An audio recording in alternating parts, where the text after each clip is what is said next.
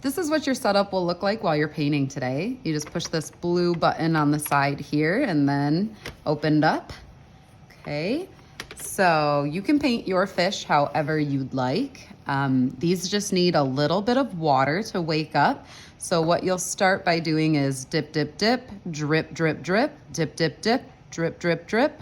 Drip a few drops of water into the color you want to use. I will never see you pour water because then that's not following directions, and I would take this nice watercolor set away and give you a different one to use. So you can already see that water activates that color immediately. Now, I'm not being super messy. I'm not getting paint all over the place. You are old enough to keep it controlled, right? We want these to stay looking nice. So I'll clean that up a little bit. So you're old enough to keep it controlled and keep it inside of that little palette that it's in. Now, you can, like I mentioned, you can paint this however you'd like. Once this color dries, you can add layers of different colors on top. I'm making sure that I'm getting all areas. Sometimes clay ends up a little bit bumpy or lumpy, and you'll just have to kind of poke at the clay to make sure you get all of the spots that you need to get, especially if you made texture over here. You might have to kind of poke at the clay a little bit. You'll notice every once in a while I dip into my water cup and I add a teensy bit more water into that color.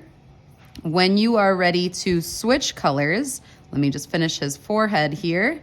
When you are ready to switch colors, you need to do the old trick I taught you. It goes like this: bop, bop, bop. I'm bopping my paintbrush on the bottom of the cup.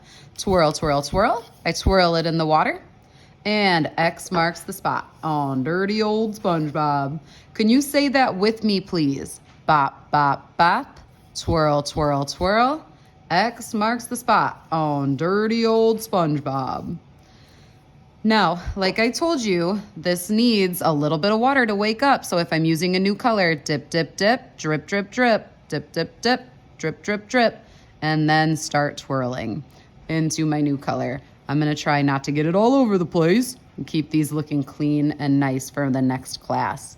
Now, if you do get some on a spot that you didn't mean to, I can't have you erase, so you'll just have to go extra slow, take your time, and make these look really nice. One other thing is I do not have a white paint, so if you are trying to do something white, you would have to leave it the color of the clay. Okay, don't forget when you change colors, bop, bop, bop, twirl, twirl, twirl, X marks the spot on dirty old SpongeBob. Good luck, artists.